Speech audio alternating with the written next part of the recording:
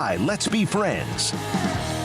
Joseph Duarte, Houston Chronicle's been a busy man last night in Austin. Texas and Houston go overtime, and Houston comes out with a win, and they are fun to watch, man, unless you're playing them.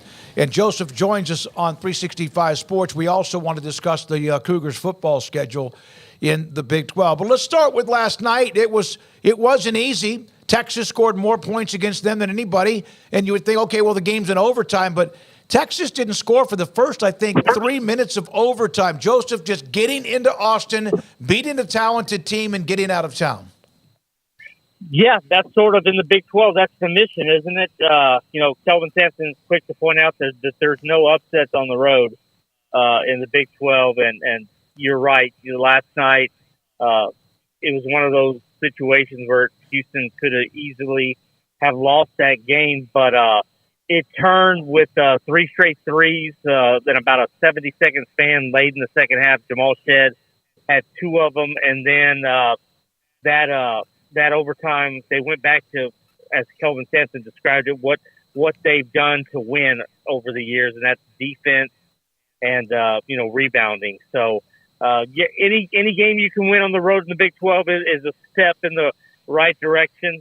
There's going to be losses, some more along the way, but it was a big one for them to get out of Austin for many reasons. The history between the schools and stuff. So they'll take that win any day. Joseph, clearly, they didn't really need to build a Big 12 roster like, say, the football team did. They were pretty much there, when it started because of what Houston basketball has been over the last, 7, 8, 9, 10 years. But now that they are there, do you see a difference in the team to have sustainability in the Big 12? Like it's even maybe a little bit better than it was before? Explain that again. I'm sorry. In terms of, you're talking about roster building? Yeah, they had a roster that was ready to go in the Big 12. Like they didn't have to do that like absolutely. Football would. But is it maybe even a little bit better than you expected early on? Did he enhance it even more so going into this year? I think it's just it was a continuation. I don't think it was exactly just pointing to, all right, this was year 1 of the Big 12. I just think that they have done such a good job of being able to identify, okay, these are the high school guys we're going to get. We'll develop them, and year 3 and 4, that's when we'll see the fruits of that. And then they use the other opportunities in the other spots to selectively go through the transfer portal. You look at you lose Marcus Sasser, knowing you go into the Big 12. What do? You get L.J. Cryer. You lose Jarris Walker, and obviously this isn't a comparison, but you're able to get a Damian Dunn, who was a not just a role player, but he was a starter at Temple. So you're able to feel things a lot quicker. You can identify, and when you have the success that they've had, you've got guys that want to come here that you're turning away people. Kelvin's got his the sort of the blueprint of what he wants in a player, and that hasn't changed whether he was in the American or the Big 12. It's still basketball to him, and he can win. And he's not just looking at conference. He's building a roster for March. And if he feels like these are the guys that he can put in place to win, he doesn't care what league or who they're playing. It's how it fits his program. Joseph, on your end, 8 games in now to conference play. Anything just notable? The competition, just the crowds? Has anything stuck out to you about being in Big 12 league play for these Cougars? It's almost like the same.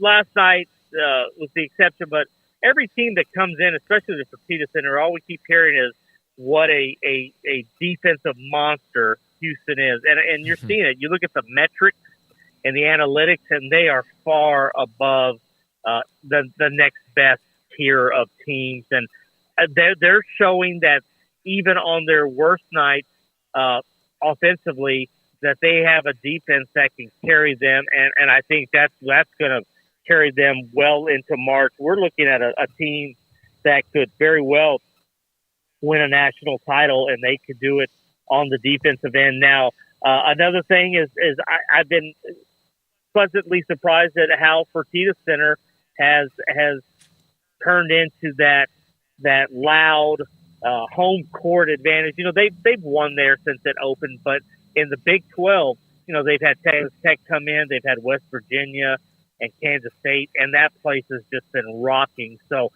they fit in nicely as a Big 12 program early on. And then you look at Jamal Shedd. I think this is a guy that we're watching right now have an All-American worthy season. He could be in the Big 12 Player of the Year race, and maybe even some more national type awards. So those are the things that have sort of stuck out to me through the first 1/3 plus of the season. Houston's already been a part of the Big 12, but now it's the new Big 12, and the football schedule released earlier today. Not many people anymore have Oklahoma on their schedule because they're gone, but Houston does next year in their second game. Overall, did you get a chance to kind of glance at it, and is it difficult to kind of monitor or think, even calculate what kind of a schedule it is when you have Texas and Oklahoma walking out the door? It's still tough. I believe they have 9 bowl teams from last year on the roster. Dana, I guess in all fairness, Dana's first year, he had Oklahoma on the road, and actually his first game as U of H coach, and now Willie gets Oklahoma in his second game as head coach. So you lose Texas, but you didn't play Oklahoma last year, so maybe that's the way it worked out. But looking at the schedule, they get Baylor at home, they get TCU on the road, don't play Tech. I thought it was interesting that 2 really tough games on the road will be to end the year. They go to Arizona in the middle of November, and then they go to BYU on the very last game of the regular season, and no telling what the weather could be like in Prober for that one.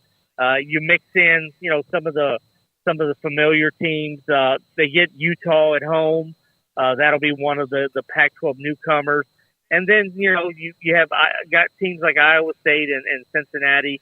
So it shapes up to be really tough. I think we don't quite know yet how Willie Fritz's team's going to look until we get through spring.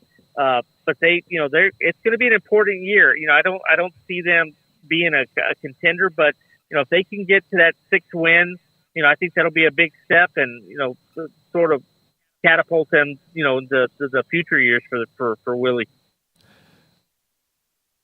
Joseph, last thing, when it comes to Houston, and we had Fritz on, Willie, last week, and it just seemed like his confidence is so there. Is that also now something that's felt throughout the football and athletic department?